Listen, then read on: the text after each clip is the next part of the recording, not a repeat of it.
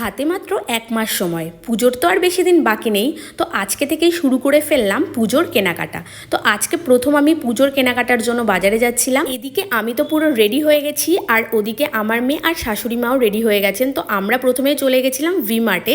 শুনলাম ভীষণ ভালো ভালো কালেকশন রয়েছে। আজকে যেহেতু প্রথম আমরা পুজোর কেনাকাটা করতে বেরোলাম, তো তাই ভাবলাম আগে মেয়ের জন্য কিছু নিই, চারিদিকটা ভালো করে দেখি কেমন কি কালেকশন রয়েছে, দেন আমাদের জন্য পরে নেব। এদিকে আমি আমার মেয়ের জন্য একটা ড্রেস পছন্দ করে নিয়েছিলাম, এই যে আমার হাতে যেটা রয়েছে দেখছো, তো এটা আমি ওর জন্য নিয়ে নিয়েছিলাম। তারপর আমি চলে যাই বিল কাউন্টারে সোজাসুজি বিল করার জন্য, আর ওখানেই দেখি সাইডে ছিল এই বডি স্প্রেগুলো, আর ভীষণই ভালো ছিল, আর এগুলো ছিল বাই 1 গেট 2 ফ্রি। ওখান থেকে পারফিউমগুলো নিয়ে নিয়েছিলাম, নিয়ে আমি বিল করে চলে গেছিলাম সোজাসুজি টবাজারে, গীতাঞ্জলির অপোজিটে সিনথিয়া ফ্যাশন।